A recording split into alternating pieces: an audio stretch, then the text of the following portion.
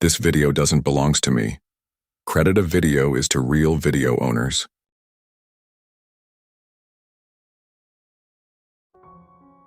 Drama की starting में हम देखते हैं कि एक लड़की जिसने ठीक से अपने शूज नहीं पहने तो तब उसकी मॉम उसे डांटती हैं कि सही से अपने शूज को पहन लो। बाय द वे ये हमारे ड्रामा की मेन फीमेल लीड ब्यूल है, जो कि जब अपने फेवरेट आइडल के सॉन्ग सुनते हुए स्कूल जा रही थी कि तभी एक ट्रक से टकरा जाने की वजह से उसका काफी बुरी तरह एक्सीडेंट हो जाता है एंड वो नीचे गिर गई। ब्यूल बताती है कि मैं अपनी आखिरी सांसें ले रही थी एंड मुझे अपने फेवरेट आइडल के सॉन्ग सुनाई दे रहे थे। मैं एक्साइटेड थी बिकॉज आज मुझे आफ्टर स्कूल अपने फेवरेट आइडल के कॉन्सर्ट में जाना था, क्योंकि मैं वूजू की सबसे बड़ी फैन जो हूँ, लेकिन अब शायद मैं कभी वूजू से मिल नहीं पाऊंगी। कि तभी हमें एक पर्सन दिखाया जाता है जो कि ब्यूल को देख रहा है एंड ये और कोई नहीं बल्कि वूजू ही था जिसकी ब्यूल फैन है। By the way truck full speed से ब्यूल से टकराया था, इसलिए ब्यूल की हैंड टू हैंड डेथ हो गई, जिसके बाद ये सीन यहीं कट होता है और अब हमें कुछ साल बाद का सीन दिखाया जाता है जहाँ हम देखते हैं कि एक घर जिसके अंदर कोई इंसान नहीं रहता बल्कि एक ग्रिम रीपर रहती है, जो कि और कोई नहीं बल्कि हमारी फीमेल लीड ब्यूल है।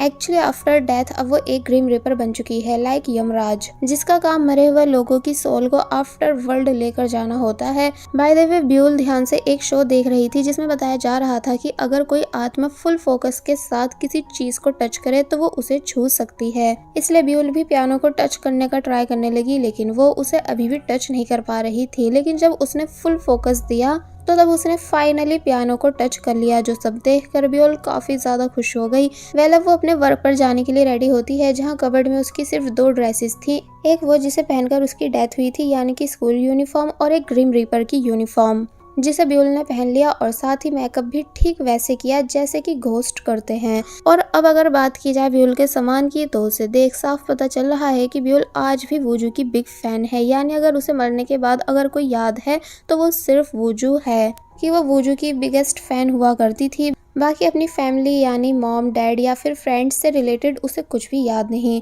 क्योंकि आफ्टर डेथ सभी लोग अपने बारे में या अपनी लाइफ की मेमोरीज के बारे में सब भूल जाते हैं।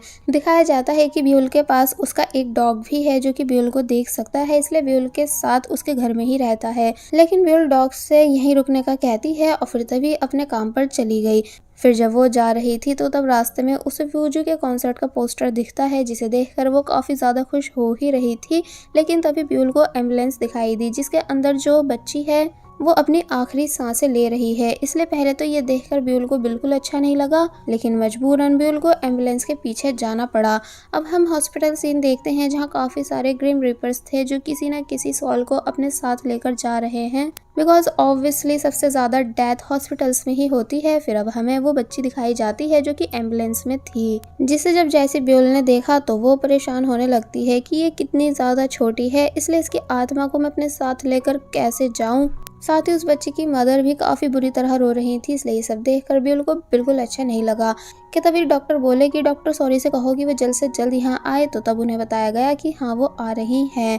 तो वहीं बाहर सभी ग्रिम रीपर्स के बीच शोर मच गया कि डॉक्टर सॉरी आ रही है, जिस बात को सुन सभी लोग परेशान हैं कि ये तो आज छुट्टी पर थी इसलिए आज आ कैसे गई। और फिर अब हमें डॉक्टर सॉरी को दिखाया जाता है जो कि एक बहुत ही अच्छी डॉक्टर है, यानी ये हमेशा पेशेंट्स को मरने से बचा लेती है। इसलिए सभी ग्रिम रीपर्स डॉक्टर सॉरी से डरते हैं, बिकॉज इन सभी ग्रिम रीपर्स का एक रूल है कि अगर इन्हें ग्रिम रीपर बनकर हमेशा दुनिया में रहना है तो ज़्यादा से ज़्यादा सोल्स को आफ्टर वर्ल्ड भेजना होगा ताकि इनके स्कोर्स बने रहें, साथ ही इनका प्रमोशन भी हो, क्योंकि कुछ आत्माएं भटकना पसंद करती हैं ना कि आफ्टर वर्ल्ड जाना, जिनको फिर ये सभी काफ़ी समझा कर भेजते हैं। इसका मतलब ग्रिम रीपर की जॉब भी ईजी नहीं। डॉक्टर सॉरी उस बच्ची के पास आ गई एंड उसे चेस्ट कंप्रेशन देने लगी, बिकॉज उस बच्ची की सांसें रुक चुकी थी। साथ ही ब्यूल की वॉच का टाइम भी खत्म हो गया, यानी कि अब वो बच्ची बच नहीं सकती, उसे ब्यूल के साथ जाना ही होगा। इसलिए उसने ब्यूल का हाथ पकड़ लिया क्योंकि अब वो ब्यूल को देख पा रही है। लेकिन तभी ब्यूल काफी कुछ सोचने के बाद उस बच्ची के हाथ को छोड़ देती है, यानी कि एक तरह से ब्यूल ने बच्ची की जान को बचा दिया, बिकॉज वो उसे अपने साथ आफ्टर वर्ल्ड लेकर नहीं जाना चाहती। ईसीजी मशीन में भी हार्ट बीट वापस से शो होने लगती है, इसलिए सभी लोग काफ़ी ज़्यादा खुश हैं कि फाइनली वो बच्ची बच गई। लेकिन जब ब्यूल का सीनियर ये सब देखने आया तो तब ब्यूल रोते हुए यहाँ से चली जाती है एंड वॉशरूम में आकर अपने फेस को वॉश करने लगी, क्योंकि उसने एक बार फिर ग्रिम रीपर के रूल को तोड़ा है। लेकिन वो क्या करे, उसका खुद इन चीज़ों पर कंट्रोल नहीं, क्योंकि भले ही वो एक ग्रिम रीपर है लेकिन उससे लोगों की जान नहीं ली जाती। अब हमें डॉक्टर सॉरी दिखाई जाती है जो कि बैठी हुई थी कि तभी यहाँ एक ह्यूनसो नाम का पर्सन आया जो कि डॉक्टर सॉरी का फ्रेंड है, या कहो डॉक्टर सॉरी को पसंद करता है। इसलिए बोला कि आपने बहुत ही अच्छा करा उस लड़की की जान को बचाकर। लेकिन अब क्योंकि डॉक्टर सॉरी की लिपस्टिक खराब हो रही थी, इसलिए वो उनको अपना हैंकी देता है और फिर तभी यहाँ से चला गया। फिर जब डॉक्टर सॉरी वॉशरूम में आई तो तब अपना फेस मिरर में देख हैरान होने लगी कि मैं ठीक जॉकर जैसी दिख रही हूँ। और फिर जब फेस वॉश कर रही होती है तो तब वाटर टैप खुद ब खुद बंद हो रहा था। एक्चुअली ऐसा ब्यूल कर रही है बिकॉज उसे लग रहा है कि ये डॉक्टर वर्क टाइम पर किसी को डेट कर रही है, जिस वजह से इनकी लिपस्टिक खराब है। लेकिन फिर जब उसने खुद को मिरर में देखा जो दिखाई ही नहीं दे रही थी, इसलिए ये देख वो उदास होने लगी। जिसके बाद अब नेक्स्ट सीन में हम वूजू को देखते हैं, यानी वही जिसकी ब्यूल बिग फैन है।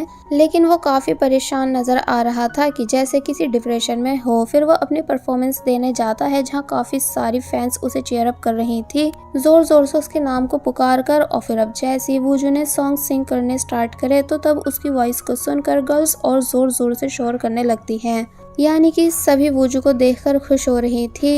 यही सेम शो टीवी पर भी दिखाया जा रहा था, जिसे ब्यूल लंच टाइम में अपने कलीग्स के साथ बैठकर देख रही होती है एंड छुप कर वॉल्यूम भी ज़्यादा कर देती है एंड बस वूजू को देख देख कर खुश होने लगी। तो तब बाकी के ग्रिम रीपर्स बात करने लगे कि कैसे वूजू बहुत जल्द मरने वाला है, यानी हम इस एरिया के ग्रिम रीपर्स हैं, इसलिए वूजू की सोल को आफ्टर वर्ल्ड भेजने की जिम्मेदारी हमारी है। तो ये सुन ब्यूल को अच्छा नहीं लगने लगा।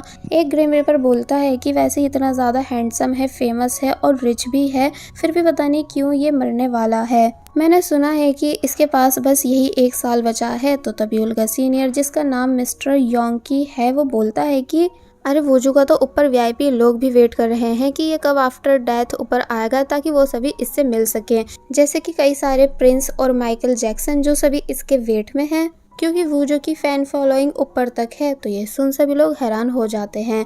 बाय द वे योंकी के बाकी के ग्रिम रीपर से ज़्यादा स्कोर्स हैं, क्योंकि ये हमेशा अपने सभी काम अच्छे से करता है, इसलिए शो ऑफ के लिए अपनी स्मार्ट वॉच इन सभी को दिखाने लगा कि देखो मुझे ये मिल चुकी है, जिसके अंदर सोल्स ट्रैकिंग डिवाइस भी है, जिसकी हेल्प से और आसानी होती है सोल्स को ढूंढने में। और अगर मैं वूजू की सोल को भी आफ्टर वर्ल्ड भेज दूंगा तो तब मेरा और अच्छे से प्रमोशन हो जाएगा, बिकॉज इस टाइम वूजू की आफ्टर वर्ल्ड में सबसे ज़्यादा डिमांड है। तो तब बाकी के ग्रिम रीपर्स इस बारे में और अच्छे से बात करने लगते हैं। लेकिन अब क्योंकि ब्यूल कभी नहीं चाहेगी कि उसके फेवरेट आइडल की डेथ हो, इसलिए वो अपने ख्यालों में खो गई थी, जिस चक्कर में उसने इन सभी की डिश को खराब कर दिया, जो सब देखकर सभी हैरान हुए कि आखिर इस लड़की का ध्यान रहता कहाँ है। सीनियर योंकी ब्यूल को बताते हैं कि एक फ्यूनरल में से ओल्ड मैन की सोल भाग गई है, तुम उनको समझाकर आफ्टर वर्ल्ड भेजो, मैं बाकी की सोल्स को पकड़ता हूँ। और फिर जब ब्यूल उन ओल्ड मैन के पास आई एंड उन्हें समझाने लगी कि अंकल मेरे साथ चलिए, अब आप जिंदा नहीं रहे हैं, लेकिन वो मान नहीं रहे थे, बल्कि उन्हें ये चिंता हो रही थी कि मैंने पूरी जिंदगी इतनी सारी सेविंग करी इस उम्मीद के साथ कि एक दिन अच्छे से इन पैसों को खुद पर उड़ाऊंगा, लेकिन मैं काम में फंसा रह गया एंड इन पैसों को यूज नहीं कर पाया।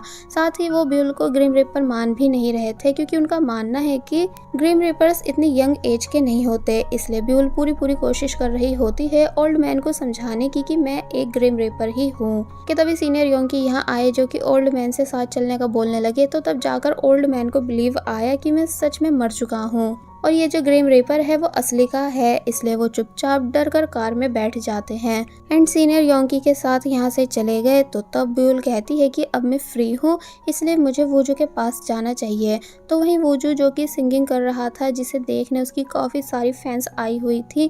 तो तब यहाँ हमें ब्यूल की एक फ्रेंड भी दिखाई गई जिसका नाम है गाक्षी एंड ये घोस्ट है, जो कि वो भी ब्यूल की तरह वूजू की बहुत बड़ी फैन है। दोनों मिलकर वूजू को देखने लगती हैं एंड इनकी बातों से हमें पता चलता है कि गाक्षी की सोल को आफ्टर वर्ल्ड भेजने की जिम्मेदारी ब्यूल को दी गई थी, लेकिन ब्यूल ने ऐसा नहीं करा, बल्कि के और बाकी के ग्रिम रीपर्स से गाक्षी को छुपा रखा है, बिकॉज गाक्षी भी ब्यूल की तरह इस दुनिया को छोड़कर नहीं जाना चाहती है, बल्कि हमेशा सिर्फ वूजू की बिगेस्ट फैन बनकर रहना चाहती है। इसलिए वो भी इस बात से उदास है कि बहुत जल्द वूजू की डेथ हो जाएगी। वो भी इसी साल में।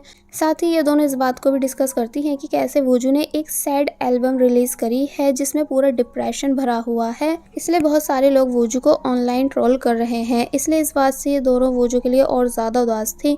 वूजू की सॉन्ग प्रैक्टिस एंड हो गई, इसलिए वो अपनी वैन में बैठकर जाने लगा, जिसके साथ साथ गाक्षी भी जाना चाहती है, लेकिन ब्यूल उसे रोक लेती है, ये बोलकर कि हम स्टॉकर्स नहीं हैं जो वूजू का पीछा करें, यानी माना हमारे पास पावर्स हैं जिसकी हेल्प से हम एनी टाइम वूजू के साथ रह सकते हैं, लेकिन हमें उसकी ह्यूमन फैंस बनकर रहना है, यानी बस उसके पीछे भागना है। और फिर जब वैन चली गई तो तब ये दोनों भी बाकी सबकी तरह वैन के पीछे पीछे भागती हैं। जिसके बाद अब नेक्स्ट सीन में दिखाया जाता है कि जब वूजू वैन में था तो तब वूजू के मैनेजर वूजू को डांट रहे थे कि आखिर तुम्हें हो क्या गया है जो तुमने रोमांटिक और लव सॉन्ग्स गाने की बजाय सैड एंड डिप्रेशन वाले सॉन्ग्स गाने शुरू कर दिए हैं, जिस वजह से तुमको ऑनलाइन इतना ज़्यादा हेट मिल रहा है। तो तब वूजू मैनेजर की बातों से परेशान हो जाता है, इसलिए तभी वो वैन से उतर गया और एक बस स्टॉप पर आकर खड़ा हो गया, जहां एक लड़की वूजू के ही सैड सॉन्ग की वीडियो देख रही थी और फिर तभी बैड कमेंट करने लगती है कि सॉन्ग एकदम बकवास है। इसे सुनकर तो मैं डिप्रेशन में चली गई, इसलिए हमें सुपरस्टार वूजू को इंडस्ट्री से बाहर कर देना चाहिए, यानी इसे तो मर ही जाना चाहिए। वूजू भी ये सब रीड कर लेता है कि कैसे कैसे ये लड़की उसके बारे में इतना बुरा लिख रही है, इसलिए वो उस लड़की के बहुत ज़्यादा क्लोज आ जाता है अच्छे से मैसेज को देखने के लिए। तो तब लड़की ने पूछा कि आखिर आप हो कौन, तो तब वूजू ने अपना फेस रिवील किया, ये बताते हुए कि वही पर्सन जिसके बारे में तुम बकवास लिख रही हो। लड़की शॉक रह जाती है कि क्या सुपरस्टार वूजू आप, मुझे नहीं पता था कि आप रियल में इतने ज़्यादा हैंडसम दिखते हो, इसलिए मैं अभी इस कमेंट को डिलीट करती हूँ। लेकिन वूजू उसके उस कमेंट को पोस्ट करा देता है एंड बोलता है कि कोई बात नहीं, जो करना है करो, क्योंकि अब मैं तुम पर केस करूंगा मेरे बारे में उल्टा सीधा लिखने के लिए। और फिर तभी वो यहाँ से चला गया एंड बस में बैठ जाता है। जिसके बाद अब नेक्स्ट सीन में हमें ब्यूल दिखाई गई जो कि अपनी फ्रेंड गाक्षी के साथ गेम खेल रही थी कि तभी उसे ग्रिम रिपर्स के हेड यानी मिस्टर गो की कॉल आई, जो कि ब्यूल को डांट रहे हैं कि आखिर तुमने उस बच्चे की जान क्यों बचाई जबकि तुम्हारा ये काम नहीं, अगर तुमको ये जॉब पसंद नहीं है तो तुम और भी सभी सॉल्स की तरह आफ्टर वर्ल्ड जा सकती हो। तो ये सुन ब्यूल उन्हें सॉरी करने लगी कि नेक्स्ट टाइम से मैं ऐसा कुछ नहीं करूंगी। एंड साथ ही बोर्ड पर दिखाया भी जाता है कि कैसे ब्यूल ने आज तक एक भी सॉल को आफ्टर वर्ल्ड नहीं भेजा था। मिस्टर गो बोलते हैं कि तुम्हारे साथ जो सभी से छुप कर एनी टाइम एक लड़की की सॉल रहती है, तुम उसे समझाकर आफ्टर वर्ल्ड भेज सकती हो।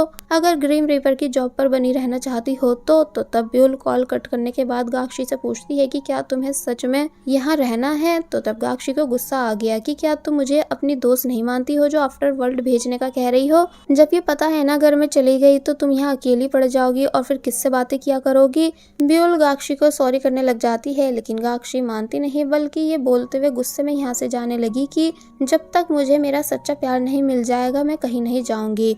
जिसके बाद ये सीन यहीं कट हुआ और अब हमें वूजू दिखाया गया जो कि खो चुका है, इसलिए अपने असिस्टेंट से कॉल पर कहता है कि मेरी लोकेशन ट्रैक करो एंड मुझे लेने आओ, क्योंकि मैं बिल्कुल समझ नहीं पा रहा हूँ कि इस टाइम मैं कहाँ हूँ, क्योंकि यहाँ के रास्ते काफ़ी अजीब हैं। कि तभी उसे टनल क्रॉस करने के बाद एक घर दिखाई दिया जिसके अंदर से वूजू के काफ़ी पुराने सॉन्ग की ट्यून सुनाई दे रही होती है, इसलिए वो वहीं रुक जाता है एंड उसे सुनने लगा।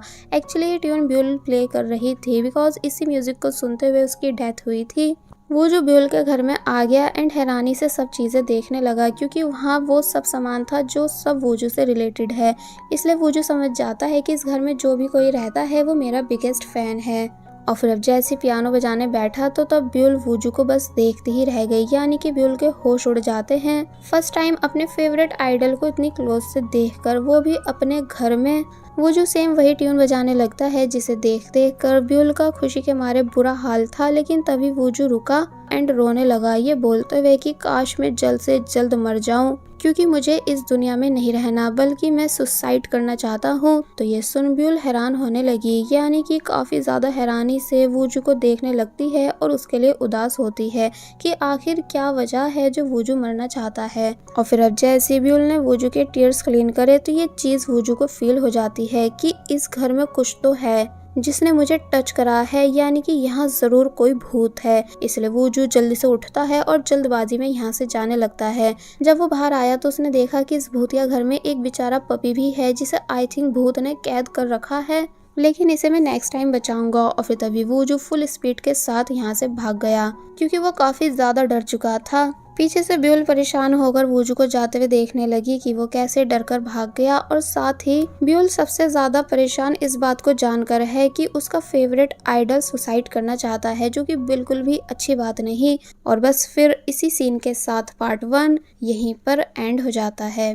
सो पार्ट 2 की स्टार्टिंग में हम देखते हैं कि ब्यूल काफी ज्यादा परेशान है इस बात को जानकर कि वूजू सुसाइड करना चाहता है, इसलिए वो इन बातों में इतनी ज्यादा खो गई कि हैंड टू हैंड वूजू के कॉन्सर्ट का टिकट बुक नहीं कर पाई, जबकि गाक्षी का टिकट बुक हो गया था। इसलिए वो कहती है कि तुम्हें कॉन्सेंट्रेट करना चाहिए था। जिसके बाद अब हम देखते हैं कि जब ये दोनों बाहर थी तो तब ब्यूल गाक्षी को भी सब बता देती है कि वूजू कैसे खुद को मारना चाहता है। जो सब सुन गाक्षी को भी अच्छा नहीं लगा, लेकिन फिर उसने आइडिया दिया कि क्यों ना हम रोज वूजू के साथ रहें, जिससे हमें पता चल जाएगा कि आखिर वो ऐसी कौन सी वजह है जिस वजह से वो मरना चाहता है।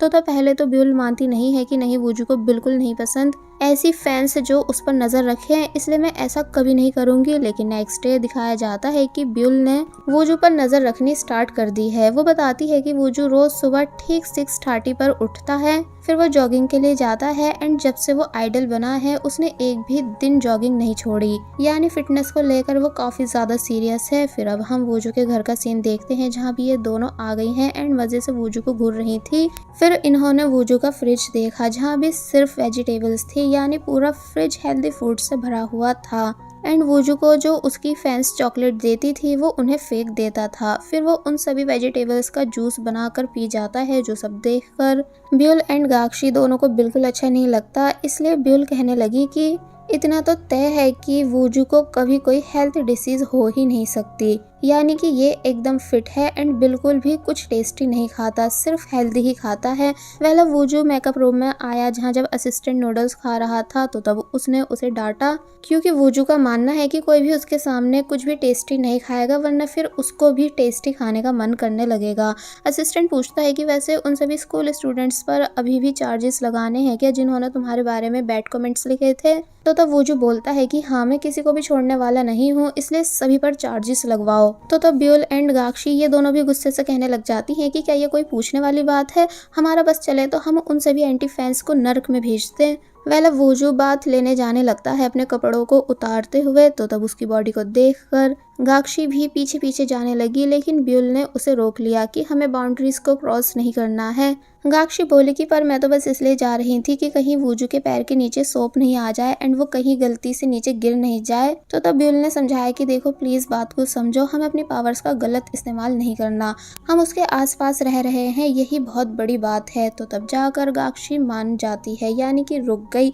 जिसके बाद अब नेक्स्ट सीन में दिखाया जाता है कि ब्यूल एंड गाक्षी दोनों डिस्कस कर रही है कि वूजू में कोई भी बुराई नहीं है, यानी कि ये तो एकदम हेल्दी और फिट है, कहीं ये ड्रग्स तो नहीं लेता जो डिप्रेशन में है, क्योंकि प्रिंस एंड माइकल जैक्सन ये दोनों भी ड्रग्स लेने की वजह से मरे थे। इसलिए जब ब्यूल वूजू का हाथ चेक करती है तो वहाँ कहीं भी इंजेक्शन के निशान नहीं थे, इसलिए दोनों को बिल्कुल समझ नहीं आ रहा था कि आखिर वूजू के सुसाइड जैसी चीज को माइंड में रखने की वजह क्या है। वेल अब नेक्स्ट सीन में हमें दिखाया गया कि वूजू एक दूसरे सिंगर के साथ सॉन्ग रिकॉर्ड कराने आया हुआ है, लेकिन वो बार बार बैकग्राउंड म्यूजिक को वापस से प्ले करवा रहा था, यानी एक तरह से अपने स्टाफ को परेशान कर रहा था कि नहीं वापस से स्टार्ट करो, अभी भी ठीक नहीं है इसलिए दोबारा से स्टार्ट करो। फिर जब फाइनली उसे म्यूजिक पसंद आने लगा एंड जो फीमेल सिंगर थी वो भी काफी अच्छे से वूजू को देखते हुए सॉन्ग सिंग करती है, लेकिन तभी वूजू सभी को रोक देता है एंड बोलता है कि आज के लिए इतना काफी है, मैं कल से सिंगिंग करूंगा। फीमेल सिंगर जिसका नाम जोई ना है वो पूछती है कि क्या हम बाहर घूमने चले, तुम्हारा मूड फ्रेश हो जाएगा,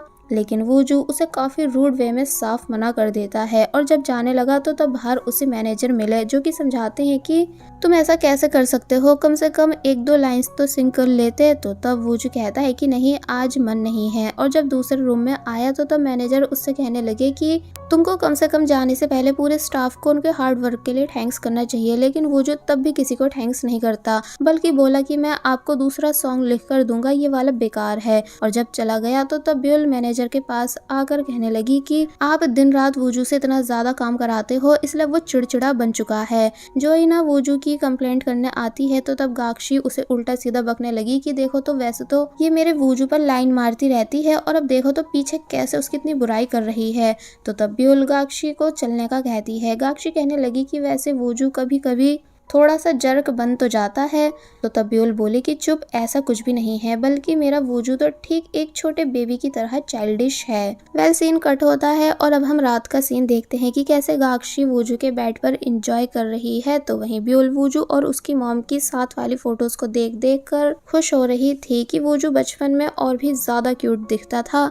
लेकिन वहीं वूजू कॉल पर डॉक्टर सॉरी से बात कर रहा होता है, क्योंकि वो उसकी पर्सनल डॉक्टर है, जिस बारे में जब ब्यूल एंड गाक्शी को पता चला कि वूजू कॉल पर लड़की से बात कर रहा है, इसलिए दोनों जल्दी से उसके पीछे जाने लगी बातें सुनने के लिए। वेल, डॉक्टर सॉरी वूजू को समझाती है कि तुम्हें स्लीपिंग पिल्स लेना छोड़ देना चाहिए एंड कोई पेट रख लेना चाहिए जिसके साथ तुम्हारा टाइम पास हो सके और तुम्हारा मन लग सके, जिस वजह से फिर तुम्हें बैड ड्रीम्स भी नहीं आएंगे। तो तब वूजू कहता है कि नहीं, मैं ऐसे ही ठीक हूँ। डॉक्टर सॉरी कहने लगी कि वैसे पता नहीं तुम कैसे इतने बड़े घर में अकेले रह लेते हो, पक्का तुम्हारे आसपास भूत होंगे। तो तब वूजू डॉक्टर सॉरी की बात पर हंसता है एंड जब उसने कॉल कट कर दी तो पता चला कि सच में वूजू के आसपास 2 भूत हैं, जो कि और कोई नहीं बल्कि गाक्शी एंड ब्यूल ये दोनों हैं। बाय द वे, वूजू ने स्लीपिंग पिल खा ली एंड वो सोने जाने लगा, लेकिन जब वो जा ही रहा था कि तभी पिल्स का बॉक्स ब्यूल से नीचे गिर जाता है, जिसे वूजू हैरानी से मुड़कर देखने लगा कि भला ये खुद ब खुद गिर कैसे गया। इसलिए वूजू की एक बार फिर डर के मारे हालत खराब होने लगी, जिस वजह से वो जल्दी से अपने बनी को लेकर बेड पर सोने के लिए लेट गया। लेकिन दिखाया जाता है कि यहाँ भी ब्यूल एंड गाक्शी ये दोनों उसका पीछा नहीं छोड़ती एंड जब वूजू को बैड ड्रीम्स आ रहे थे लोगों के टॉक्सिक कमेंट्स की वजह से, तो तब ब्यूल उसके फोरहेड पर कुछ करती है, जिस वजह से वो फाइनली चैन की नींद सो पाया एंड वूजू को रिलैक्स देखकर ब्यूल भी चैन की सांस लेती है। इसलिए वो वापस अपने घर आ गई सोने के लिए, जहाँ उसकी ब्लैंकेट भी वूजू के फोटो वाली है एंड पिलो पर भी वूजू की फोटो प्रिंट थी। फिर वो सोचने लगी कि सबसे ज्यादा दुख मुझे ये देखकर हुआ कि आज वूजू ने पूरे दिन में एक भी बार स्माइल नहीं करी। इसका मतलब उसकी लाइफ में खुशियां नहीं, काश मैं उसके लिए कुछ कर पाऊं जिस वजह से वो हमेशा हैप्पी रहे। कि तभी सीन कट होता है और अब मॉर्निंग का सीन दिखाया जाता है कि कैसे वूजू अभी तक सो रहा है। तो वहीं ब्यूल जब उस प्लेस आई जहाँ रोज सुबह वूजू जॉगिंग करने आता है, लेकिन आज वो यहाँ नहीं था, इसलिए ब्यूल शॉक रह जाती है कि आज वूजू जॉगिंग पर क्यों नहीं आया। फिर अब हमें वूजू के असिस्टेंट एंड मेकअप गर्ल को दिखाया जाता है, जो कि दोनों मिलकर वूजू का मंगाया हुआ फूड बाय कर रहे हैं। और फिर अब दिखाया गया कि आज वूजू ने कितना सारा अनहेल्दी फूड खाया, यानी कि जंक फूड, जबकि पहले वो ऐसा कभी कुछ नहीं करता था। इसलिए इतने सालों के बाद ये चीजें टेस्ट करके उसे खुशी मिली, लेकिन बाकी सब उसके इस चेंजिंग बिहेवियर को देखकर हैरान हो रहे होते हैं कि आखिर वूजू को हो क्या गया है। स्पेशली ब्यूल, जो कि बुरी तरह शॉक है। वूजू असिस्टेंट से बोलता है कि मेरे जितने भी ऑनलाइन हेटर्स हैं उन पर अब मैं केस नहीं करना चाहता और ना ही फाइन लगाना चाहता हूँ, बल्कि एज ए पनिशमेंट उन सभी से बस वॉलंटियर का वर्क कराना चाहता हूँ। तो ये सुन ब्यूल और ज्यादा हैरान हो जाती है। असिस्टेंट कहता है कि ठीक है, आप जैसा बोलोगे मैं वैसा कर दूंगा। तो ये सुन आज जब जैसी वूजू ने फर्स्ट टाइम फाइनली अपने असिस्टेंट को थैंक्स करा, तो ये सुन सभी और ज्यादा शॉक रह गए कि क्या वूजू थैंक्स बोल रहा है। इसलिए असिस्टेंट की आंखों में आंसू तक आ जाते हैं एंड वो कहने लगा कि मैं पूरे 7 साल से आपके साथ वर्क कर रहा हूँ, लेकिन आपने आज तक मुझे थैंक्स नहीं बोला था, लेकिन अचानक आप इतने बदल कैसे गए? क्या आप मरने वाले हो? यानी आपका इरादा हमें छोड़कर जाने का तो नहीं है? तो ये सुन वूजू तो उसकी बातों पर हंसने लगता है, लेकिन ब्यूल सीरियस हो गई कि हाँ वाकई में कहीं ये बात सच तो नहीं है जो आज वूजू इतना स्ट्रेंज बिहेव कर रहा है। कि तभी ब्यूल को मिस्टर गो की कॉल आई, इसलिए वो उनसे बात करने उनके ऑफिस आ गई, जहाँ मिस्टर गो यही सब पूछ रहे हैं कि तुम एनी टाइम वूजू का पीछा क्यों कर रही हो जबकि तुम्हें अपने काम पर फोकस देना चाहिए। तो तब ब्यूल मिस्टर गो से रिक्वेस्ट करने लगी कि आप प्लीज वूजू को मारो मत, अगर वो मर गया तो मैं भी जी नहीं पाऊंगी, यानी मैं भी मर जाऊंगी। तो तब वो उसे याद दिलाते हैं कि तुम ऑलरेडी मर चुकी हो। ब्यूल कहती है कि लेकिन वूजू को खाता पीता देख मुझे ऐसा एहसास होता है जैसे मैं भी जिंदा हूँ, क्योंकि अगर मरने के बाद मुझे कोई याद है तो वो सिर्फ वूजू है। लेकिन मिस्टर गो उसकी एक नहीं सुनते, इसलिए ब्यूल गुस्से में यहाँ से चली गई, जिसको जाता देख सभी लोग हैरान हैं एंड सोचने लगे कि आखिर ब्यूल चाहती क्या है। और बस फिर इसी सीन के साथ पार्ट 2 यहीं पर एंड हो जाता है। पार्ट 3 की स्टार्टिंग में हम देखते हैं कि ब्यूल रात में अपने घर पर है एंड उदास होकर अपनी डायरी देख रही थी कि कैसे उसने 7 विशेष की डायरी बना रखी है, जिन सभी विशेष को वो इंसान बनकर पूरा करना चाहती थी। तो वहीं वूजू जो कि जॉगिंग कर रहा था, उसे असिस्टेंट की कॉल आई क्योंकि मैनेजर को वूजू से बात करनी थी, लेकिन वो उनसे बिल्कुल बात नहीं करता बल्कि कॉल को कट कर देता है। असिस्टेंट मैनेजर को समझाने लगा कि हमें वूजू को थोड़ा रिलैक्स भी करने देना चाहिए कि तभी रेस्टोरेंट के ऑनर बाहर आए और पूछने लगे कि क्या वूजू नहीं आ रहा। असिस्टेंट बताता है कि नहीं, तो ये सुन वो उदास हो गए। एक ड्राइवर जो कि ड्रंक है वो जा रहा होता है, तो तब उससे रेस्टोरेंट के ऑनर ने काफी पूछा भी कि क्या तुम ड्राइव कर लोगे, क्योंकि तुम ऐसी कंडीशन में नहीं हो, इसलिए किसी और को ड्राइव के लिए बुला लो। तो तब वो ड्राइवर बोला कि नहीं, मैं बिल्कुल ठीक हूँ, क्योंकि मैंने ज्यादा थोड़ी पी है, और फिर तभी वो यहाँ से चला गया। दूसरी तरफ ब्यूल जो कि अभी भी उदास बैठी हुई थी कि तभी उसे एहसास हुआ कि जैसे कोई तो है जो बाहर आया है। बाय द वे ये और कोई नहीं बल्कि वूजू होता है, जो कि फुल हिम्मत करने के बाद इस जगह वापस आया था सिर्फ पपी की जान बचाने, क्योंकि वूजू को लगता है कि इस पपी को यहाँ किसी बुरी आत्मा ने कैद कर रखा है। इसलिए जब वो पपी को उठाकर भाग गया तो तब ये सब देखकर ब्यूल शॉक हो जाती है कि क्या सुपरस्टार वूजू चोरी कर रहे हैं। इसलिए वो जल्दी से बाहर आती है एंड वूजू का पीछा करने लगती है। वूजू वैसे तो काफी बुरी तरह डरा हुआ था, इसलिए बार बार पीछे मुड़कर देख रहा था कि कहीं वो भूत उसका पीछा तो नहीं कर रहा, लेकिन रुकता भी नहीं, यानी कि पपी को लेकर बस भागता ही जाता है कि तभी ब्यूल की वॉच जो कि घर में है उसमें वूजू की डेथ का टाइमर सेट हो जाता है। इसका मतलब वूजू की डेथ होने वाली है। दूसरी तरफ हमें वही ड्राइवर दिखाया जाता है जो कि बुरी तरह ड्रंक है, तो वहीं ब्यूल अभी तक वूजू का पीछा कर रही होती है, यानी कि ये दोनों बस भागते ही जाते हैं एंड काफी दूर आ जाते हैं। लेकिन तभी वूजू गलती से ट्रक के सामने आ गया, जिसे देखकर वो बुरी तरह शॉक है एंड ये वही ट्रक है जिसके अंदर एक ड्रंक ड्राइवर है। ब्यूल के भी होश उड़ जाते हैं इस नज़ारे को देखकर कि क्या वूजू का एक्सीडेंट होने वाला है एंड अब क्योंकि ब्यूल वूजू को मरते हुए कभी नहीं देख सकती, इसलिए उसने जोर से वूजू को पुश करा, जिस वजह से वो साइड में गिर गया एंड ट्रक ब्यूल के अंदर से होता हुआ चला गया एंड सामने दीवार से टकरा जाता है, यानी ट्रक ड्राइवर का काफी बुरी तरह एक्सीडेंट हुआ। वूजू साइड में गिरकर बेहोश हो चुका था, लेकिन ब्यूल बहुत ही ज्यादा परेशान थी क्योंकि वो एक बार फिर ग्रीम रीपर के रूल को तोड़ चुकी थी कि तभी हम योंगी की कार को देखते हैं, जिसे भी पता चल चुका है कि वूजू का टाइम खत्म हो चुका है।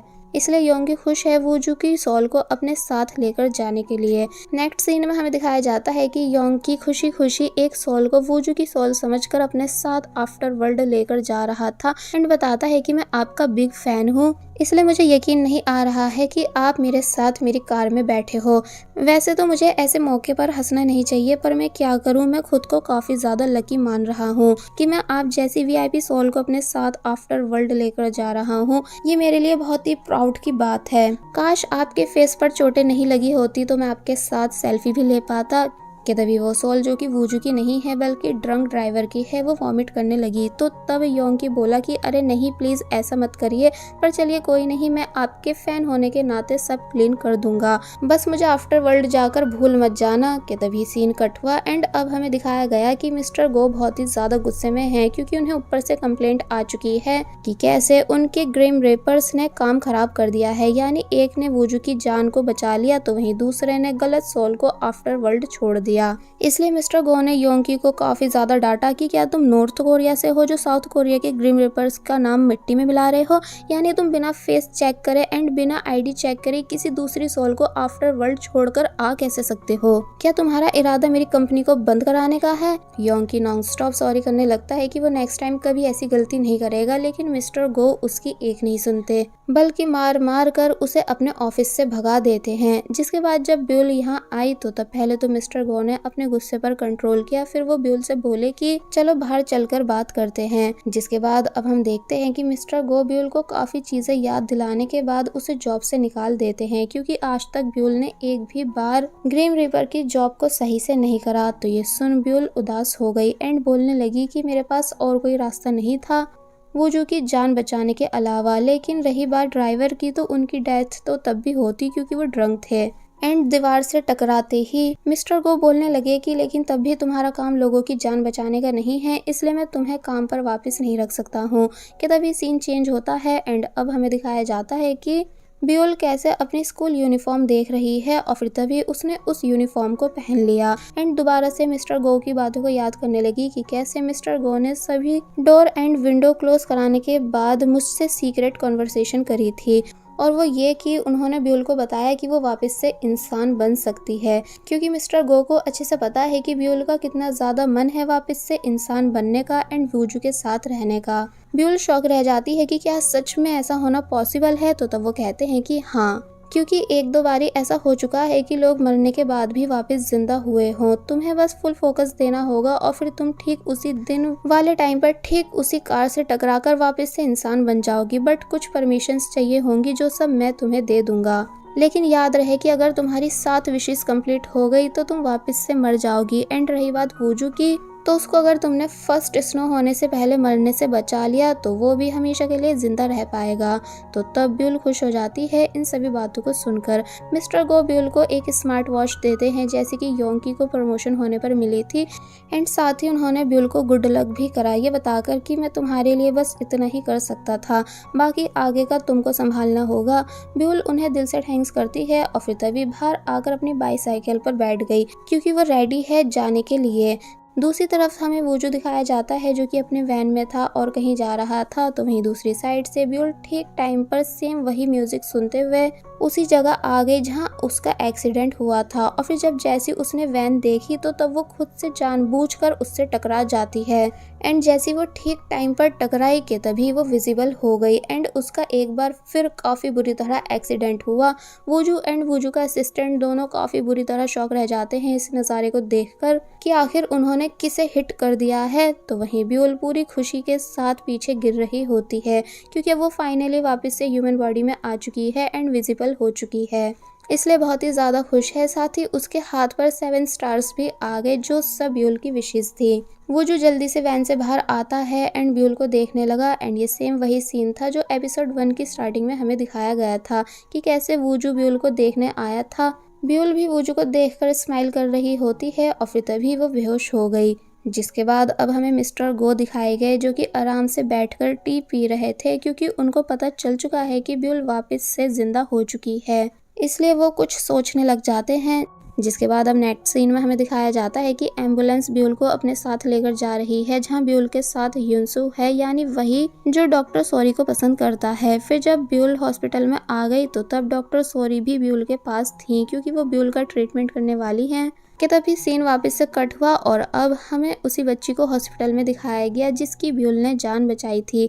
एक्चुअली इस बच्ची को ब्यूल का फेस अभी तक याद है, इसलिए वो ब्यूल को देखकर डर रही थी। ब्यूल फाइनली अपनी आईज ओपन करती है एंड खुद को फील करने लग जाती है कि अब वो कैसे वापस से जिंदा हो चुकी है एंड उसे अपनी बॉडी वापस मिल चुकी है, यानी कि ये कोई सपना नहीं। इसलिए वो बहुत ही ज्यादा खुश है वापस से इंसान बनकर। तो वहीं हमें युनसो दिखाया गया जो कि डॉक्टर सोरी के साथ ब्यूल से मिलने जा रहा है, लेकिन काफी स्ट्रेंज बिहेव कर रहा था कि जैसे वो ब्यूल को देखने के बाद हैरान हो या जैसे कि वो उसे जानता है। डॉक्टर सोरी पूछती भी है कि क्या तुम इस लड़की को जानते हो, लेकिन फिलहाल वो इस बात का कोई जवाब नहीं देता। और फिर जब जैसे ये दोनों ब्यूल के रूम में आए तो पता चला कि वो यहाँ से गायब है।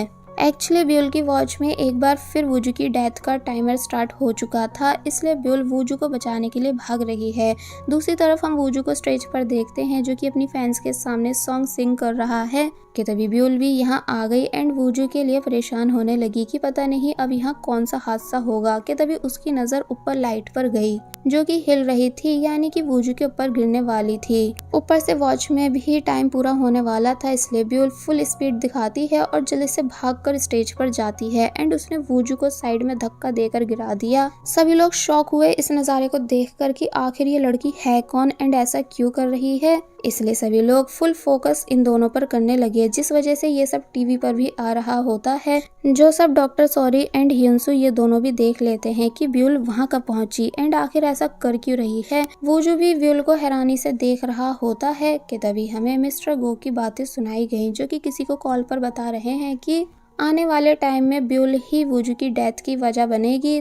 तो वहीं अब हम ब्यूल को देखते हैं जिसने लाइट को देखा और अपना फेस नीचे कर लिया क्योंकि लाइट ठीक उसके ऊपर गिरने वाली थी। वो जो भी फाइनली देख लेता है कि कैसे ऊपर से लाइट गिरने वाली है, इसलिए वो तभी ब्यूल को अपने साथ में लेकर और साइड में हो गया एंड समझ जाता है कि ब्यूल यहाँ उसे बचाने आई थी। फाइनली लाइट नीचे गिरी एंड ये दोनों बच गए, बट वूजू अभी भी काफी हैरानी के साथ ब्यूल को देख रहा था। साथ ही ब्यूल के हाथ पर से एक स्टार भी रिमूव हो गया, यानी कि उसकी एक विश कंप्लीट हो चुकी थी। और बस फिर इसी सीन के साथ पार्ट 3 यहीं पर एंड हो जाता है।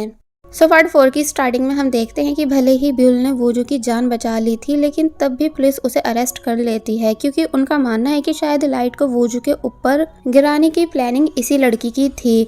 वो जो अपने असिस्टेंट से पूछता है कि वैसे ये लड़की है कौन एंड एक्सीडेंट के बाद इतनी जल्दी ठीक कैसे हो गई। तो तब असिस्टेंट ने बताया कि बस तुम्हारी क्रेजी फैन है जो कि तुम्हारी अटेंशन पाने के लिए ये सब हरकतें कर रही है। और फिर साथ ही असिस्टेंट वूजू को एक एडवाइस भी देता है कि वैसे तुम्हें एक गर्लफ्रेंड बना लेनी चाहिए, तभी तुम रोमांटिक सॉन्ग्स लिख पाओगे, क्योंकि प्यार भरे वर्ड्स दिल से निकलते हैं। तो तब वूजू कुछ सोचने लगा कि क्या सच में मुझे एक गर्लफ्रेंड बनानी चाहिए। जिसके बाद अब हम ब्यूल को पुलिस स्टेशन में देखते हैं, जिससे काफी सारे क्वेश्चंस किए जा रहे थे कि तभी ब्यूल को लेने योंगी आया, यानी वही जो ब्यूल को हॉस्पिटल लेकर गया था। वो ब्यूल को अपने साथ अपने घर ले आता है, जहाँ जब उसकी मदर पूछती है कि भला ये लड़की कौन है, तो वो बोलता है कि मुझे बस इतना पता है कि ये लड़की परेशानी में है जिसे मेरी हेल्प की जरूरत है, शायद ये अपने घर से भागी हुई है।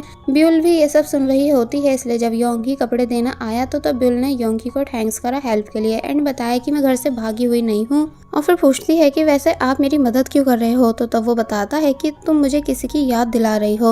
मैं श्योर नहीं हूँ कि तुम वही लड़की हो कि नहीं, पर बस तुम जितने टाइम चाहो यहाँ रह सकती हो। तो तब ब्यूल ने योंगी को थैंक्स करा। जिसके बाद अब हम वूजू को देखते हैं, जो कि बहुत कोशिश करता है सॉन्ग लिखने की, लेकिन वो लिख नहीं पा रहा था, क्योंकि उसे वाकई में कोई पर्सनल लव के लिए चाहिए जिसे सोचकर वो सॉन्ग लिख सके। इसलिए वो टाइम पास के लिए पपी से खेलने लगा, ये बोलते हुए कि तुम वैसे हो बहुत क्यूट। अब नेक्स्ट डे हमें दिखाया गया कि वो जो अपने सभी ऑनलाइन हेटर्स से वॉलंटियर वर्क करा रहा है, जहाँ वो बस स्टॉप वाली लड़की भी थी, इसलिए वो जो उससे कैमरा के सामने स्माइल करने के लिए कहता है। इन सभी के बीच ब्यूल भी होती है, जो कि बस वूजू को ही देख रही होती है। फिर लास्ट में एक ग्रुप फोटो क्लिक हुई। एक्चुअली अब ब्यूल हर टाइम वूजू के साथ रहने की कोशिश कर रही है, ताकि फर्स्ट स्नोफॉल होने से पहले वूजू की जान बचा सके।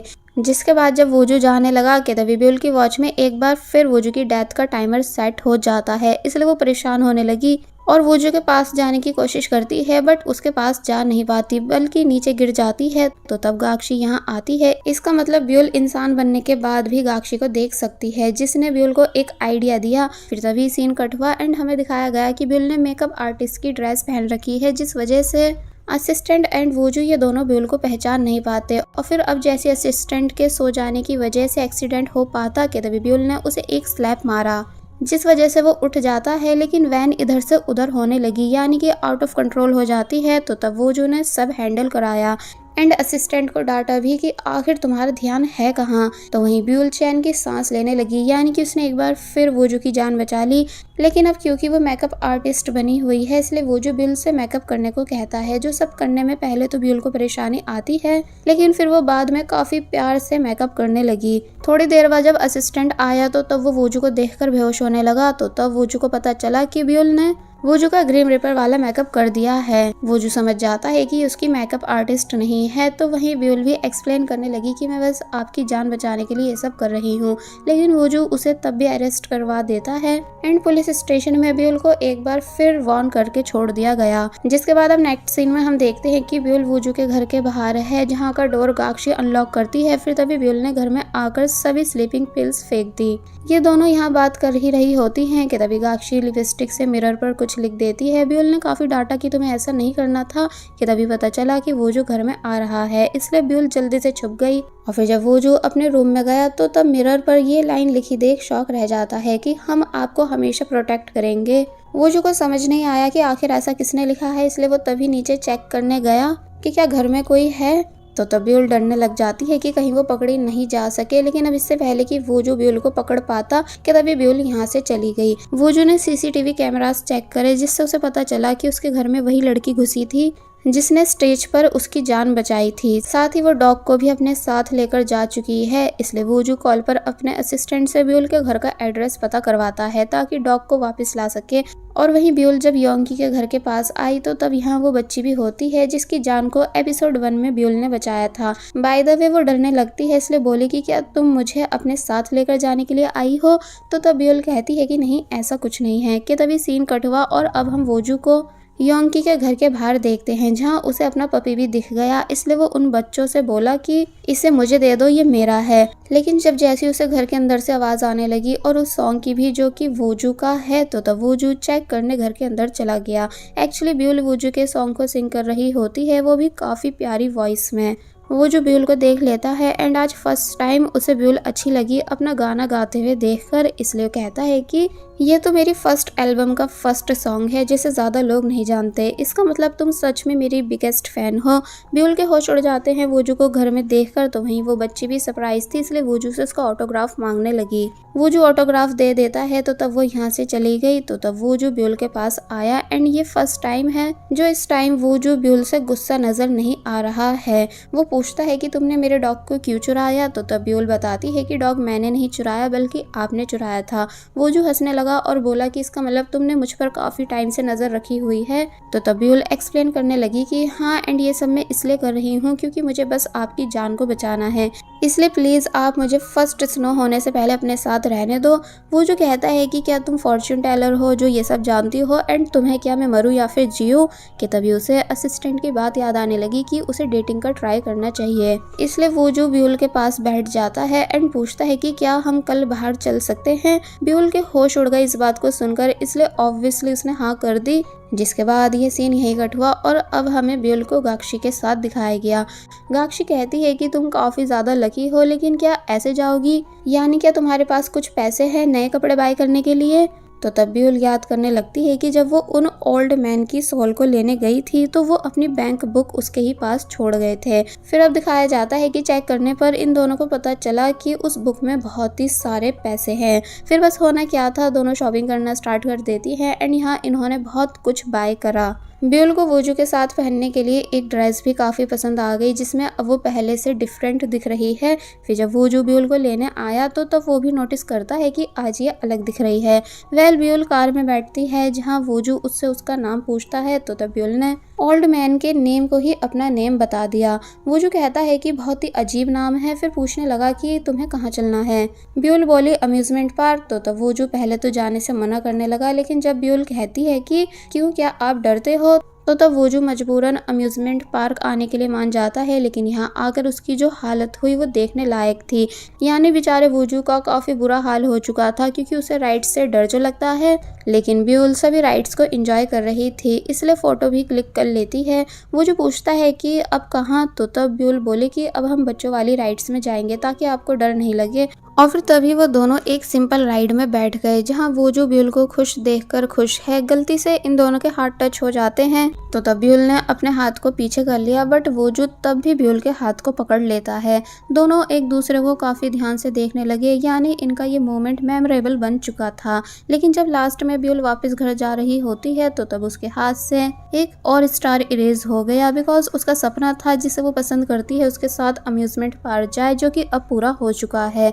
जिसके बाद अब हम देखते हैं कि वूजू सॉन्ग लिख रहा है एंड अब वो प्यारी प्यारी लाइंस बना भी पा रहा था, इसलिए ब्यूल से कल भी मिलने का कहता है। तो तब वो बोली कि मेरी साइड से ट्रीट होगी। इसलिए जब वूजू ब्यूल की बताई लोकेशन पर आया तो तब वो हैरान रह गया इतनी सारी डिशेस को देखकर जो सब ब्यूल ने ऑर्डर कर रखी हैं। ब्यूल का खाना खाते टाइम फेस गंदा हो गया तो तब वूजू ने उसे टिश्यू पेपर दिया। ब्यूल को समझ नहीं आया कि किस साइड से क्लीन करना है, तो तब वूजू खुद से ब्यूल के फेस को क्लीन कर देता है। ब्यूल को ये सब इतना अच्छा लगा कि वो उस टिश्यू को फेंकती ही नहीं बल्कि याद के लिए अपने पास अपने बैग में संभाल कर रख लेती है। जिसके बाद अब हम इन दोनों को गेम खेलते हुए देखते हैं जहां ब्यूल को लॉकेट चाहिए, लेकिन लाख कोशिश करने के बाद भी वूजू लॉकेट को विन नहीं कर पा रहा था। कि तभी फिर से वूजू की डेथ का टाइमर सेट हुआ एंड ब्यूल ने नोटिस करा कि ऊपर से बोर्ड वूजू पर गिरने वाला है, इसलिए वो वूजू से चलने का बोलती है। वूजू मान नहीं रहा था तो तब उसने खुद से एक बनी विन कर लिया और फिर तभी वूजू का हाथ पकड़कर अपने साथ उसे यहाँ से ले गई।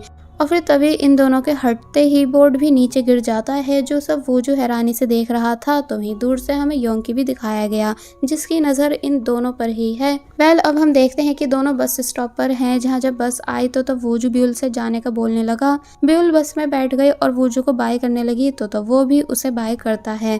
जिसके बाद ये सीन यहीं कट होता है एंड अब हमें योंकी को दिखाया गया, जो कि मिस्टर गो से ब्यूल की कंप्लेंट कर रहा था कि ब्यूल कैसे हर टाइम वूजू को बचा लेती है। तो तब वो कहने लगे कि तुम फिक्र मत करो, बहुत जल्द ब्यूल ही वूजू की डेथ का कारण बनने वाली है। अब नेक्स्ट डे हम देखते हैं कि ब्यूल वूजू के घर में है, जहां उसने बनी में खुद की वॉइस रिकॉर्ड करी कि वो वूजू को कितना ज़्यादा पसंद करती है, और फिर तभी बैठकर पियानो बजाने लगी। वूजू भी यहां आ गया, जिसे ब्यूल की ट्यून काफ़ी ज़्यादा पसंद आई, इसलिए उसने ब्यूल से उसे सीखा और फिर दोनों साथ में पियानो बजाने लगे, यानी एक अच्छा टाइम स्पेंड करते हैं। दोनों के हाथ एक बार फिर टच हो गए, इसलिए ब्यूल नर्वस होकर जाने लगती है। लेकिन तभी गाक्षी घर की सभी लाइट्स को ऑन ऑफ करने लगी ताकि ब्यूल घर नहीं जाए बल्कि रुक जाए, और फिर ऐसा हुआ भी, यानी वूजू जो कि डार्कनेस से डरता है इसलिए वो ब्यूल को रोक लेता है। जिसके बाद ये दोनों बैठकर काफ़ी देर बातें करते हैं। ब्यूल ने वूजू को काफ़ी बातें समझाई कि कैसे वूजू को जब भी डार्कनेस से डर लगे तो उसे अपनी मॉम को याद करना चाहिए। तो तब ये बातें सुनकर वूजू को अच्छा लगा। जिसके बाद अब नेक्स्ट डे हम देखते हैं कि जब वूजू ब्यूल को देख रहा होता है कि ब्यूल कैसे डॉग के साथ खेल रही है, एंड अब क्योंकि वूजू ब्यूल को लाइक भी करने लगा है, इसलिए तभी ब्यूल के पास आया।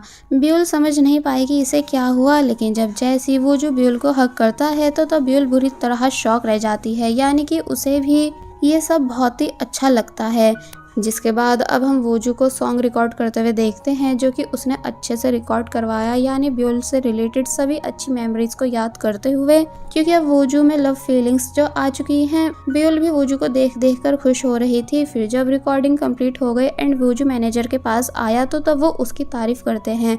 असिस्टेंट कहता है कि वूजू का फेक रिलेशनशिप काम कर रहा है, तो तब मैनेजर पूछने लगे कि मतलब कहीं ऐसा तो नहीं कि तुम उस लड़की यानी अपनी फैन गर्ल को डेट कर रहे हो।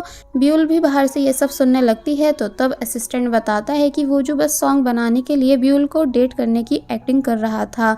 दूसरी सिंगर कहने लगी कि मुझे नहीं पता था कि वूजू का स्टैंडर्ड इतना ज़्यादा लो है, यानी अगर तुम्हें किसी को डेट करना ही था तो तुम मुझे कर सकते थे। तो ये सब सुन वूजू इससे पहले कि कुछ कह पाता कि तभी ब्यूल के हाथ से सामान नीचे गिर गया एंड सभी को समझ आ गया कि उसने सब बातों को सुन लिया है। ब्यूल रोते हुए यहाँ से चली गई, जिसके पीछे अब इससे पहले कि वूजू भी जा पाता, लेकिन उसे मैनेजर जाने नहीं देते, यानी कि रोक लेते हैं। और बस फिर इसी सीन के साथ पार्ट 4 यहीं पर एंड हो जाता है।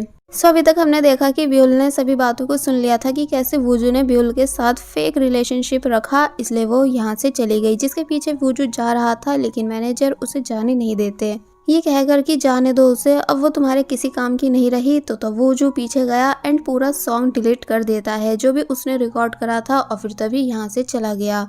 ब्यूल बस स्टॉप पर होती है, जिससे वूजू ने आकर सॉरी करा एंड बताया कि हाँ पहले मैं तुम्हारे साथ इसलिए था ताकि डेटिंग का ट्राई कर सकूं, यानी एक तरह से मैंने तुम्हारा यूज़ करा, लेकिन मेरी जो अब वाली फीलिंग्स हैं वो एकदम ट्रू है, यानी कि मैं तुम्हें सच में काफ़ी ज़्यादा लाइक करने लगा हूँ। और फिर जब जैसी वूजू ब्यूल को किस करने के लिए आगे होने लगता है कि तभी ब्यूल को याद आया कि फर्स्ट किस भी मेरी एक विश है, जिसको अगर मैंने पूरा कर दिया तो एक और स्टार कम हो जाएगा, इसलिए वो तभी यहाँ से भाग गई। वूजू समझ नहीं पाता कि आखिर ब्यूल ऐसा क्यों कर रही है, और फिर तभी बस चली गई एंड वूजू वापस घर आ गया, जहाँ आकर वो काफ़ी ज़्यादा एम्बैरेसिंग फील कर रहा है कि शायद आज मैंने कुछ ज़्यादा ही जल्दबाजी कर दी, लेकिन मुझे लगा था कि ब्यूल भी मुझे पसंद करती है। और फिर जब बनी से बात कर रहा होता है तो तब बनी के अंदर से ब्यूल की रिकॉर्डिंग प्ले हो गई कि वो वूजू को कितना ज़्यादा लाइक करता है, एंड यही सेम वॉइस वूजू के पुराने वाले बनी में भी थी, जो कि वूजू को उसकी फर्स्ट फैन गर्ल ने दिया था। इसलिए नेक्स्ट डे वूजू अपने असिस्टेंट से उस लेटर को ढूंढने के लिए कहता है, जो कि उसे उसकी फर्स्ट फैन गर्ल ने दिया था, वो भी काफ़ी टाइम पहले विद बनी। तो तब असिस्टेंट कहता है कि ओ अच्छा, तो तुम्हें वो लेटर अभी तक याद है, ठीक है मैं तुम्हारे लिए उसे ढूंढ दूंगा। जिसके बाद अब नेक्स्ट डे हम ब्यूल को रिकॉर्डिंग रूम में देखते हैं, जो कि वूजू के बोलने पर यहाँ आई है, बिकॉज वूजू चाहता है कि उसका न्यू सॉन्ग ब्यूल की वॉइस के साथ लॉन्च हो। बाकी सब परेशान थे क्योंकि उन्हें लग रहा है कि ब्यूल को गाना नहीं आता, लेकिन सिर्फ वूजू को ब्यूल पर पूरा बिलीव था। इसलिए जब जैसे ब्यूल ने सॉन्ग सिंग करना स्टार्ट करा तो तब सब उसे सुनकर काफी ज्यादा बुरी तरह शॉक रह गए, यानी कि कहने लगते हैं कि ब्यूल की वॉइस कितनी प्यारी है। ब्यूल सॉन्ग सिंग करते टाइम वूजू से रिलेटेड अब तक की सभी मेमोरीज याद करती है, जिसको वूजू भी खुश होकर देख रहा है। लेकिन तभी अचानक उसे अपना एक्सीडेंट वाला दिन भी याद आने लगा कि जब उसका एक्सीडेंट हुआ था तो तब वहाँ पर ह्यूनसू यानी वही जिसके घर में इस टाइम ब्यूल रह रही है, वो ब्यूल को देखने आया था। यानी कि ब्यूल का एक्सीडेंट ह्यूनसू नहीं करा था। इसलिए सब याद करके वो काफी बुरी तरह शॉक खड़ी रह गई। सीन कट होता है और अब हम गाक्षी एंड ब्यूल को बात करते हुए देखते हैं, जहाँ ब्यूल सब बता रही है कि कैसे एक्सीडेंट वाले दिन ह्यूनसू भी वहीं था। और फिर कहने लगी कि मैं जब से इंसान बनी हूँ मैं बस हर टाइम वूजू के ही बारे में सोचती रहती हूँ, जबकि मुझे ये तक नहीं पता है कि आखिर मेरा रियल नेम है क्या। यानी मुझे तो अपनी कोई भी मेमोरी याद नहीं। तो तब गाक्षी ब्यूल को हिम्मत देने लगी कि तुम फिक्र मत करो, सब ठीक हो जाएगा। जिसके बाद अब नेक्स्ट सीन में हमें ह्यूनसू को दिखाया गया जो कि हॉस्पिटल में एक लेडी से मिलने आया है, जो कि कौन है भी बताया नहीं गया है, लेकिन ह्यूनसू काफी सालों से उनका ख्याल रख रहा है। वेल अब हम ब्यूल को देखते हैं जिसे वूजू ने मैसेज करा एंड पूछा कि तुम क्या कर रही हो। तो तब ब्यूल वूजू से ठीक से बात नहीं कर रही थी। वूजू मजाक मजाक में कह देता है कि अगर तुम्हें मुझसे बात नहीं करनी है तो मुझको मेरा मोबाइल वापस कर देना, क्योंकि ब्यूल को वो मोबाइल वूजू ने ही गिफ्ट करा था। तो तब ब्यूल कहती है कि हाँ ठीक है, मैं कल तुम्हारे मैनेजर को तुम्हारा मोबाइल दे जाऊंगी। वूजू मैसेज देखकर हंसने लगा और कहता है कि जरा देखो तो इस लड़की को, ये मुझे ऐसे एटीट्यूड दिखा रही है कि जैसे कि मुझ में इंटरेस्टेड नहीं हो। यानी कि सच में ये मुझे रिजेक्ट कर रही है, इसे सबक सिखाना पड़ेगा।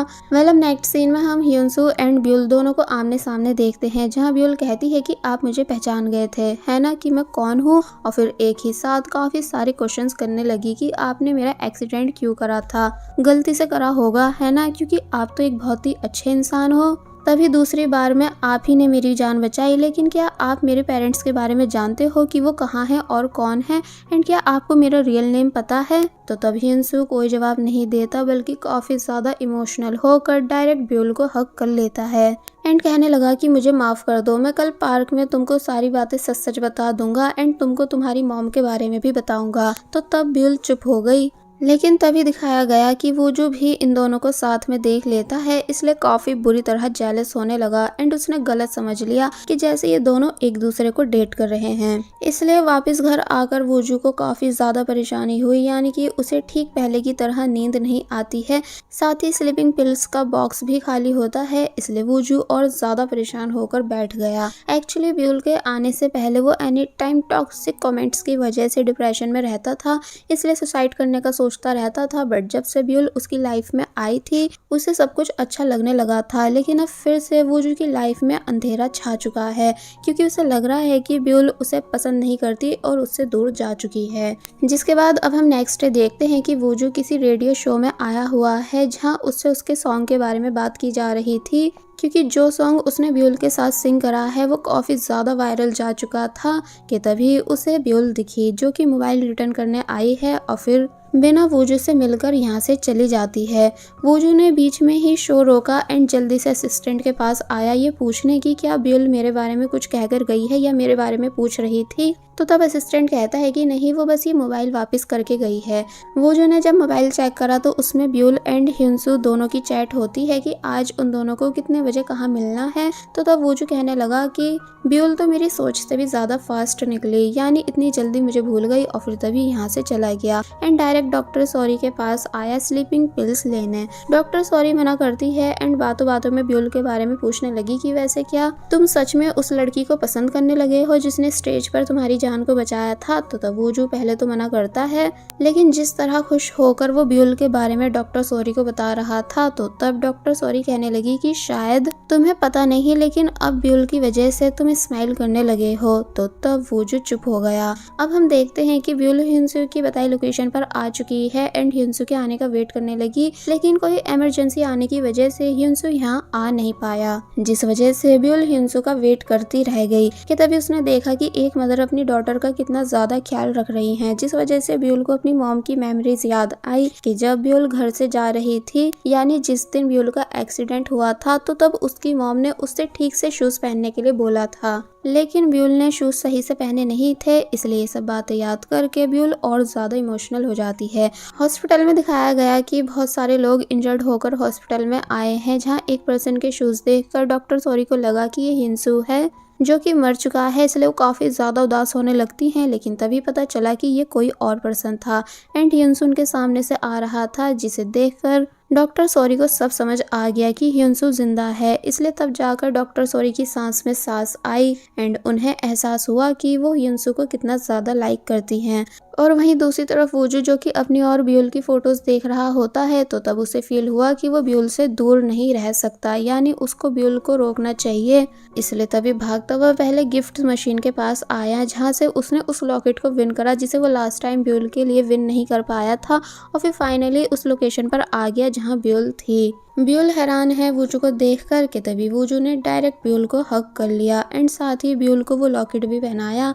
तो तब सभी लोग हैरानी से इन दोनों को देखने लगते हैं कि ये तो सुपरस्टार वूजू है ना, इसलिए सभी इन दोनों की साथ की फोटोज भी क्लिक करने लगे। वूजू अपनी फीलिंग्स ब्यूल को बता देता है, जिसको ब्यूल एक्सेप्ट कर लेती है। फिर ये दोनों भागते हुए एक जगह पर आए एंड यहाँ आकर वूजू ने ब्यूल को किस करी, यानी कि ब्यूल की फर्स्ट किस हो गई, जिसे इस बार ब्यूल रोक भी नहीं पाई, क्योंकि अब भला वो कब तक अपनी फीलिंग्स पर कंट्रोल रखे। इसलिए ब्यूल के हाथ से एक और स्टार इरेज हो गया। अब नेक्स्ट सीन में हमें दिखाया गया कि मिस सॉरी ने फाइनली हिंसू को प्रपोज कर दिया है कि वो हिंसू को कितना ज्यादा पसंद करती हैं, लेकिन हिंसू उन्हें रिजेक्ट कर देता है, ये बताकर कि मैं अच्छा इंसान नहीं हूँ, इसलिए तुमको डेट नहीं कर सकता। एक्चुअली जब से हिंसू ने ब्यूल का एक्सीडेंट करा है, तब से वो खुद को एक बहुत ही बुरा इंसान मानता है एंड एक काफी बड़े रिग्रेट में है।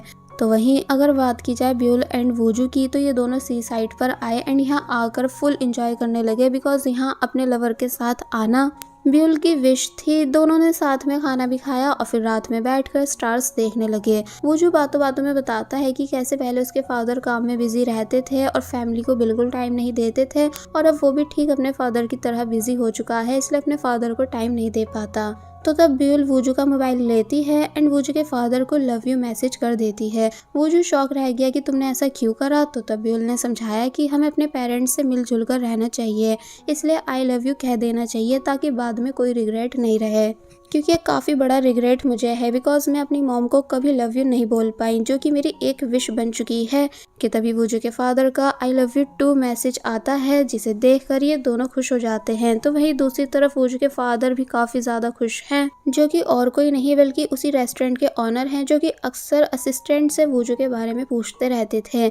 यहाँ हमें गाक्षी भी दिखाई गई, जिसने असिस्टेंट को अपना ऑनलाइन बॉयफ्रेंड बना रखा है, यानी कि वो कभी असिस्टेंट से मिली नहीं है और ना ही कभी मिल पाएगी, लेकिन रोज असिस्टेंट से कॉल पे बात करके वो किसी को डेट करने की ड्रीम को कंप्लीट कर चुकी है। नेक्स्ट डे हम हॉस्पिटल सीन देखते हैं, जहाँ डॉक्टर सॉरी नोटिस करती है कि जिन लेडी का इतने सालों से हिंसू ख्याल रखता आया है, उनके रूम को खाली करा जा रहा है। एक्चुअली अब उन लेडी के पास काफ़ी कम टाइम बचा है, इसलिए उनके बचने के चांसेस नहीं। लेकिन जब उन लेडी के सामान में डॉक्टर सॉरी ने ब्यूल की फोटो देखी, तो तब वो शॉक रह गई एंड समझ गई कि इतने सालों से हिंसू जिन लेडी का ख्याल रखता आ रहा है, वो और कोई नहीं बल्कि ब्यूल की मदर हैं। इसलिए डॉक्टर सॉरी ये सभी बातें वूजू को बता देती है कि जिस लड़की ने तुम्हें स्टेज पर बचाया था, उसकी मॉम हॉस्पिटल में है। तो तब ब्यूल भागती हुई वूजू के साथ हॉस्पिटल आई। डॉक्टर सॉरी बताती हैं कि ये उसकी मदर का लास्ट टाइम है। तो तब ब्यूल शॉक खड़ी रह गई, साथ ही उसे उसकी मदर का फोटो भी दिख गया। ब्यूल को ऑलरेडी अपनी मॉम का फेस याद आ चुका था, इसलिए अब और ज़्यादा मेमोरीज उसे अपनी मॉम से रिलेटेड याद आने लगी। इसलिए जब वो रूम में गई, तो तब उसने पहले ठीक से अपने शूज़ पहने, जैसे कि उसे उसकी मॉम पहनने के लिए बोलती थी। और फिर अब वो रूम में आती है, तो तब अपनी मॉम को ऐसे देखकर काफ़ी बुरी तरह रोने लगती है एंड सॉरी भी करती है। एक्चुअली जब जैसे ब्यूल की डेथ हुई थी, तो तब ब्यूल की डेथ के बाद ही सदमे में उसकी मॉम कोमा में चली गई थी। ब्यूल सॉरी करती है कि मैंने आपको देर से याद करा एंड आपको क्या ज़रूरत थी मेरे जाने के बाद खुद को ऐसी कंडीशन में करने की। और फिर कहती है कि मैंने आपको कभी लव यू मॉम नहीं बोला था, इसलिए मैं आज आपको आई लव यू मॉम बोल रही हूँ। आप दुनिया की सबसे अच्छी मॉम हो एंड मैं हमेशा प्राउड फील करूंगी कि मैं आपकी बेटी बनी। मॉम की आंखों में आंसू आने लगते हैं, यानी कि वो सब बातें सुन पा रही हैं, लेकिन कोई भी जवाब नहीं दे पाती।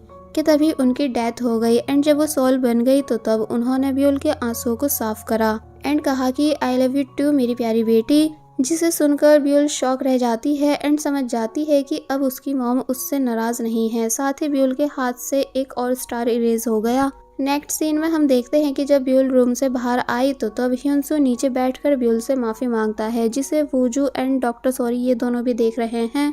लेकिन ब्यूल इस टाइम इतने ज़्यादा गुस्से में है कि उसने ह्यूनसू को माफ़ नहीं करा एंड यहाँ से चली गई। तो तब ह्यूनसू बेचारा और ज़्यादा उदास होने लगा, जिसके बाद अब हम ब्यूल को बाहर बैठे हुए देखते हैं, जिसके पास वूजू आया एंड उसने ब्यूल को चुप कराया बिकॉज इस टाइम ब्यूल को सच में किसी अपने की ज़रूरत थी। लेकिन तभी कोई छुपकर इन दोनों की फ़ोटो क्लिक कर लेता है और उसको सोशल मीडिया पर वायरल कर देता है। इसलिए वूजू के मैनेजर वूजू को काफ़ी ज़्यादा डांटते हैं एंड ब्यूल से ब्रेकअप करने का कहने लगे, लेकिन वूजू ने साफ इनकार कर दिया कि वो किसी भी हाल में ब्यूल को अकेला छोड़कर नहीं जाएगा, यानी कि उससे ब्रेकअप नहीं करेगा। तो तब मैनेजर बताते हैं कि लेकिन ब्यूल तुम्हारे करियर के खातिर तुमको छोड़कर जाने के लिए रेडी हो चुकी है। तो ये बात सुनकर वो जब जैसे भागकर उस जगह आया जहाँ ब्यूल रहती है तो तब पता चला कि ब्यूल यहाँ से गायब थी। और फिर तभी दिखाया गया कि ब्यूल कैसे एक जगह बैठकर काफी बुरी तरह रो रही है। जिस बात को सुनकर वो जब जैसे भागकर ब्यूल को देखने आया तो पता चला कि ब्यूल यहाँ से गायब है, क्योंकि वो एक जगह अकेले बैठकर काफी बुरी तरह रो रही है। वो जो अपने डैड के रेस्टोरेंट आता है जहाँ भी टीवी पर यही न्यूज आ रही थी कि कैसे वूजू की फैंस वूजू से नाराज हो गई हैं उसकी डेटिंग के बारे में सुनकर। तो तब ये सब देखकर वूजू के डैड टीवी बंद कर देते हैं।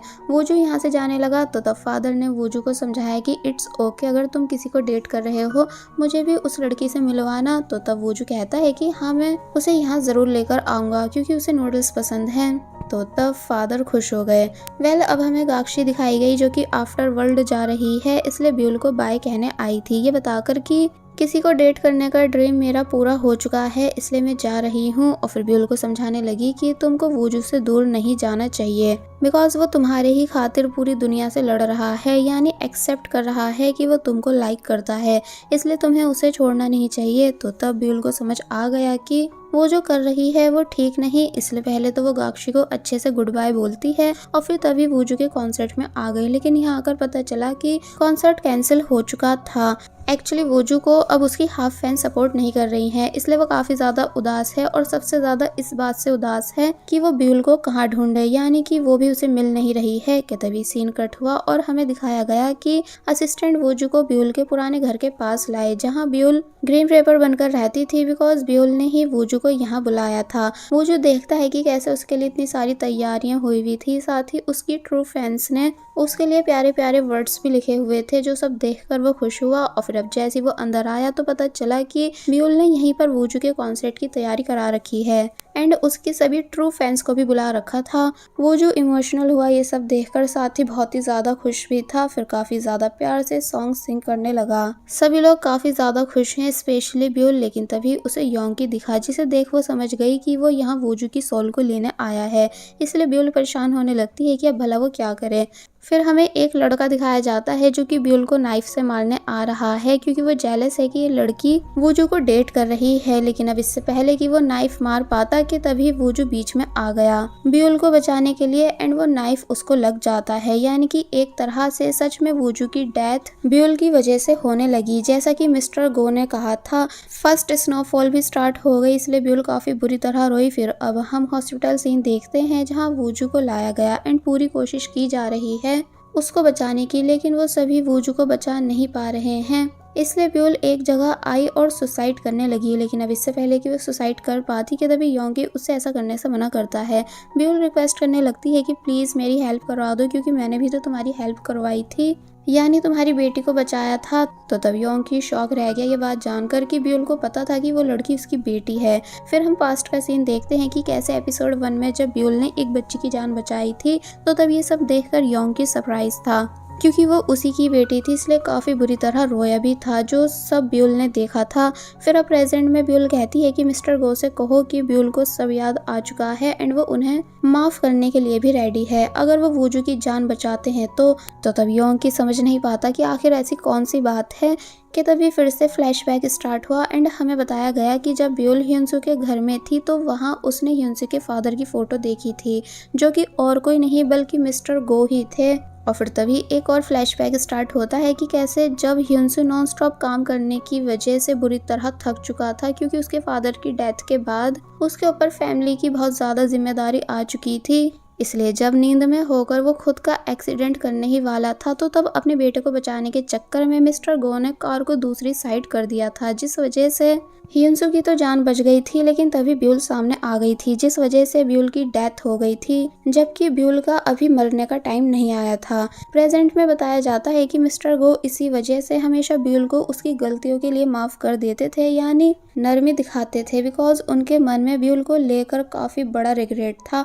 लेकिन अब क्योंकि सब जानने के बाद ब्यूल उन्हें माफ करने के लिए रेडी है, इसलिए उन्होंने ऊपर वालों को कॉल की एंड काफ़ी सारे रूल्स समझाकर डिमांड रखी कि ब्यूल एंड वूजू दोनों को ही उनकी ज़िंदगी दे दी जाए, वरना कोरिया के ग्रीम रिपर्स की जितने भी उनको सीक्रेट्स पता हैं, यानी अभी तक जो लोग जितनी भी गलतियां कर चुके हैं वो सब रिवील हो जाएंगी। तो तब फाइनली उन्हें परमिशन मिल जाती है, बिकॉज कुछ पावर्स उनके पास भी हैं। फिर तभी हम वूजू को देखते हैं जो कि मरने ही वाला था, लेकिन तभी फाइनली वो जिंदा हो गया, यानी कि उसकी जान बच गई। सीन कट हुआ और अब हम नेक्स्ट डे देखते हैं कि जब वूजू हॉस्पिटल में था एंड उसे होश आया, तो तब ब्यूल ने खुशी में उसे हग कर लिया। हॉस्पिटल के बाहर हम हिंसू को देखते हैं, जिसको भी ब्यूल माफ कर चुकी है, इसलिए वो विदाउट रिग्रेट रेडी है डॉक्टर सॉरी को डेट करने के लिए। तो ये सुन वो भी काफ़ी ज़्यादा खुश हुई। स्टोरी थोड़े दिन आगे हुई और अब हम देखते हैं कि कैसे वूजू ब्यूल को शादी के लिए प्रपोज कर रहा है। तो तब ब्यूल बहुत ही ज़्यादा इमोशनल होकर वूजू के पास आ रही थी। फिर वूजू ने बैठकर ब्यूल को एक लेटर पढ़ के सुनाया, जो कि उसे उसकी फर्स्ट फैन गर्ल ने दिया था, जो कि और कोई नहीं बल्कि ब्यूल ही थी। इसलिए ब्यूल हंसने लग जाती है लेटर में लिखी हुई अपनी बातों को सुनकर। साथ ही वूजू से उस लेटर को वापस भी मांग रही होती है, लेकिन वूजू उसे वो देता नहीं है। फिर बस ऐसे ही ये दोनों अच्छा टाइम स्पेंड करने लगे एंड शादी कर लेते हैं। फ्लैशबैक के सीन से हमें पता चला कि जब वूजू को उसका फर्स्ट फैन गर्ल लेटर मिला था, तो तब वो कितना ज़्यादा खुश हुआ था। साथ ही उसे लेटर के साथ साथ ब्यूल ने एक बनी भी भिजवाया था, जो कि आज तक वूजू के पास है। इसका मतलब ब्यूल शुरू से ही वूजू के लिए स्पेशल रही थी, लेकिन बस इस बारे में वूजू को काफ़ी टाइम बाद रियलाइज़ हुआ था कि ब्यूल ही उसकी फर्स्ट फैन गर्ल है, यानी कि सबसे ज़्यादा स्पेशल। अब हम पूरे 7 साल बाद का सीन देखते हैं, जहां दिखाया जाता है कि वूजू एंड ब्यूल साथ में कितने ज़्यादा खुश हैं, लेकिन जब उनके डॉग की डेथ हो गई तो तब ब्यूल काफ़ी ज़्यादा रोई थी। नेक्स्ट सीन में हमें दिखाया जाता है कि अब ब्यूल एंड वूजू का एक बेबी भी है, जो कि बेबी बॉय है, जिसके साथ ये दोनों बीच पर आए हैं एक अच्छा टाइम स्पेंड करने के लिए, यानी कि जो लाइफ ब्यूल चाहती थी वो उसको फाइनली मिल चुकी है, जिसमें वो काफ़ी ज़्यादा खुश भी है। वूजू भी ब्यूल के साथ बहुत ज़्यादा हैप्पी होता है और बस फिर इसी सीन के साथ ये ड्रामा यहीं पर एंड हो जाता है।